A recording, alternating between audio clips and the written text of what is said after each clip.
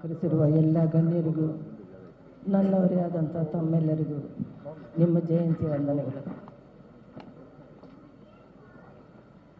ಅಂಬರೀಷ್ ಅವ್ರ ಬಗ್ಗೆ ಮಾತಾಡಬೇಕು ಅಂತಂದರೆ, ಅಂಬರೀಷ್ ಅವರು ಅಂತ ಅನ್ನೋದು ನನಗೆ ಭಾಳ ಕಷ್ಟ ಆಗುತ್ತೆ.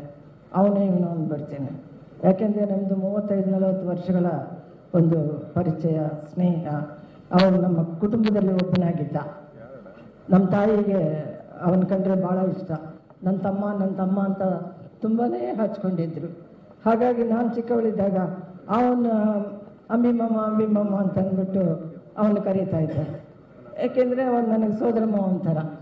ಹಾಗಾಗಿ ನೀವು ಬನ್ನಿ ಹೋಗಿ ಅನ್ನೋದು ಇಲ್ಲವೇ ಇಲ್ಲ. ಅವನಿಗೂ ಇಲ್ಲ, ನನಗೂ ಇಲ್ಲ. ಎಷ್ಟು ಜನ ಇದ್ರು ನಿನ್ನ ಬಾರೆ ಹೋಗಿ ಅನ್ನೋನು, ನಾನು ಬಾರೆ ಹೋಗೋನು. ಆ ಥರ ಒಂದು ಪರಿಚಯ. ನನ್ನ ಮಗನೂ ಕೂಡ ಇಷ್ಟಿದ್ದ.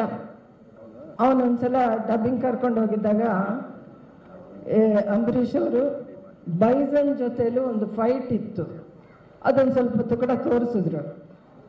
ನನ್ನ ಮಗನಿಗೆ ಭಾಳ ಇಷ್ಟ ಆಗೋಯ್ತು. ಬೈಸನ್ ಅಂಕಲ್ ಅಂತ. ಆವತ್ತಿನಿಂದ ಅಂಬರೀಷ್ನ ಎಲ್ಲಿ ನೋಡಿದ್ರು ಸರಿ, ಹಲೋ ಬೈಸನ್ ಅಂಕಲ್ ಅನ್ನೋನು. ಅವನು ಹಾ ಅಂತ ನಕ್ಬಿಡೋನು.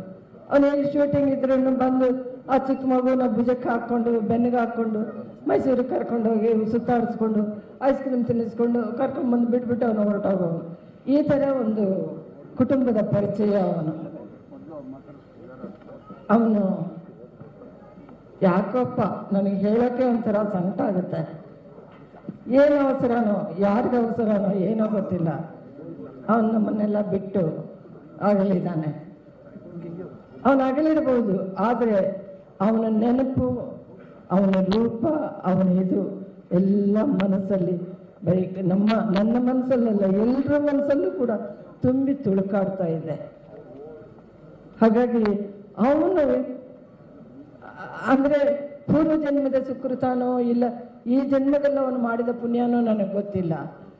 ಎಲ್ಲ ವಿಧಾನಗಳನ್ನು ಸಕ್ರಮವಾಗಿ ತನ್ನನ್ನು ಪ್ರೀತಿಸೋ ಜನಗಳ ಜೊತೆಯಲ್ಲಿ ಮಾಡಿಸ್ಕೊಂಡು ಅವನು ಆರಾಮಾಗಿ ಹೋಗಿ ಸೇರಿಬಿಟ್ಟ. ಎಷ್ಟು ಜನಕ್ಕೆ ಸಿಗಬೇಕಿದು? ಇಲ್ಲಿದ್ದಾರೆ ಎಲ್ರೂ ಅವನಿಗೋಸ್ಕರ ಪ್ರಾಣ ಬಿಡೋದಕ್ಕೂ ತಯಾರಿರೋರು ಅಂತ ಅನ್ನೋ ಥರ ಅವನ್ನ ಕಾಪಾಡಿಕೊಂಡು ಅವನ ಕೊನೆಯವರೆಗೂ ಕಳಿಸೋವರೆಗೂ ಹತ್ರ ಇದ್ದು ಎಷ್ಟು ಜನ ಜೋಪಾನವಾಗಿ ನೋಡಿಕೊಂಡ್ರು. ನನಗೆ ಇದನ್ನೆಲ್ಲ ನೆನೆಸ್ಕೊಂಡ್ರೆ ಒಂಥರ ಇಲ್ಲಿ ನನಗೆ ಅಳು ಅಷ್ಟು ಬರೋದಿಲ್ಲ. ಮನೆಗೂ ನಾನು ಒಬ್ಬಳೇ ಹೇಳ್ತೀನಿ, ಯಾಕೆ ಥರ ಆಯಿತು ಅಂತ. ಸುಮಾರು ನೋಡಿದ್ರೆ ನನಗೆ ಹೊಟ್ಟೆ ಹೊಡೆದೋಗುತ್ತೆ. ಚಿಕ್ಕ ಹುಡುಗಿ ಅದು, ಅಭಿಷೇಕ್ ಚಿಕ್ಕ ಹುಡುಗ. ಅವ್ರನ್ನ ಬಿಟ್ಟು ಹೋಗ್ಬೇಕಾದ ಅವಶ್ಯಕತೆ ಏನಿತ್ತು? ಅದೇವರಿಗೆ ಒಂದೊಂದ್ಸಲ ಹೊಟ್ಟೆ ಕಿಚ್ಚು ಅಂತ ಅನ್ಸುತ್ತೆ. ಈ ಥರ ಕರ್ಕೊಂಡ್ಬಿಟ್ಟು ಅವ್ರನ್ನ ಗೋಳಾಡ್ಸೋದು. ಹಾಗಾಗಿ ಏನೇ ಇರಲಿ, ಇವತ್ತು ಅವನ್ನ ನೆನೆಸ್ಕೊಳ್ಳೋಕೆ ಒಂದು ಅವಕಾಶ. ಇವತ್ತೇನು ಎಲ್ಲ ನೆನಪೇ ಇರುತ್ತೆ. ಕೂತ್ರು, ಎದ್ರು, ನಿಂತರು, ಮಲಗಿದ್ರು ಅವ್ನ ನೆನಪೇ ಇರುತ್ತೆ. ಹಾಗಾಗಿ ಅವನು ನಮ್ಮ ಮನಸ್ಸಲ್ಲಿ ಇರಲಿ.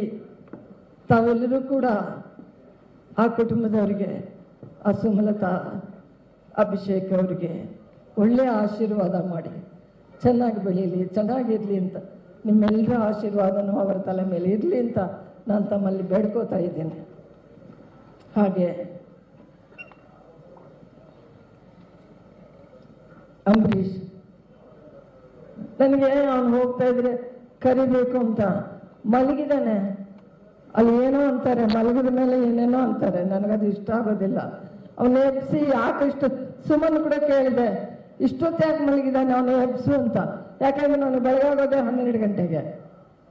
ಹಾಗಾಗಿ ಎಬ್ಸು ಅಂತ ನಾನೇ ಹುಚ್ಚಿ ಥರ ಮಾತಾಡ್ಕೋತಾ ಇದ್ರಿ. ನಿಜವಾಗ್ಲೂ ನನಗೆ ಹುಚ್ಚು ಹಿಡಿಯುತ್ತೇನೋ ಅಂತ ಇತ್ತು. ಯಾಕಂದ್ರೆ ಅಷ್ಟು ಹಚ್ಕೊಂಡ್ಬಿಟ್ಟಿತ್ತು. ಸುಮ, ಆ ದೇವರು ನಿನಗೂ ನಿನ್ನ ಮಗನಿಗೂ ಆರೋಗ್ಯ ಐಶ್ವರ್ಯವನ್ನು ಕೊಟ್ಟು, ನನ್ನ ನೆಮ್ಮದಿಯನ್ನು ಕೊಟ್ಟು, ಧೈರ್ಯ ಕೊಟ್ಟು ಕಾಪಾಡಲಿ ಅಂತ ನಾನು ಆ ದೇವ್ರನ್ನ ಬೇಡ್ಕೋತೀನಮ್ಮ.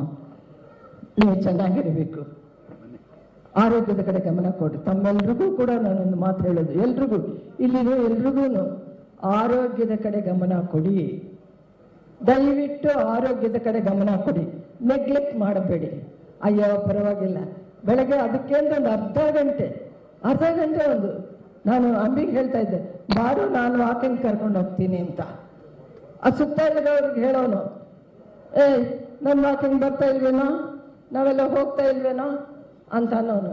ನಿನ್ನ ಮುಖ, ನೀನು ಬೆಳಗ್ಗೆ ಎದ್ದು ನೀನು ವಾಕಿಂಗ್ ಹೋಗೋದು ನಾನು ಕಂಡಿದ್ದೀನಿ, ನಾನು ಬಂದು ಕರ್ಕೊಂಡು ಹೋಗ್ತೀನಿ ಬಾ ಅಂತ. ಇಲ್ಲ ನಾನು ಹೋಗ್ತೀನಿ ಬಿಡು ಅಂತ ಅನ್ನೋನು. ಅವನು ನೆಗ್ಲೆಕ್ಟ್ ಮಾಡ್ದ. ಯಾರು ದಯವಿಟ್ಟು ನೆಗ್ಲೆಕ್ಟ್ ಮಾಡೋಕೆ ಹೋಗಬೇಡಿ. ನೆಗ್ಲೆಕ್ಟ್ ಮಾಡದೆ ಆರೋಗ್ಯದ ಕಡೆ ಗಮನ ಕೊಟ್ಟು ನೀವೆಲ್ಲರೂ ಚೆನ್ನಾಗಿರಬೇಕು ಅಂತ ನಾನು ಆಸೆ ಪಡ್ತೀನಿ. ಈ ಸದಾವಕಾಶನ ಕಲ್ಪಿಸಿಕೊಟ್ಟ ವಾಣಿಜ್ಯ ಮಂಡಳಿಯ ಪ್ರತಿಯೊಬ್ಬರಿಗೂ, ಸುಮಲತಾ ಅವ್ರಿಗೂ, ಇಲ್ಲಿರೋವ್ರಿಗೂ, ಎಲ್ರಿಗೂ, ನನ್ನ ಅಂಬಿಗೂ ಎಲ್ರಿಗೂ ನನ್ನ ಕೃತಜ್ಞತಾಪೂರ್ವಕ ಅಭಿನಂದನೆಗಳನ್ನ ಅರ್ಪಿಸ್ತಾ ಇದ್ದೀನಿ. ನಮಸ್ಕಾರ. ಒಬ್ಬ ವ್ಯಕ್ತಿ, ಒಂದು ಬದುಕು, ಅವೆಷ್ಟು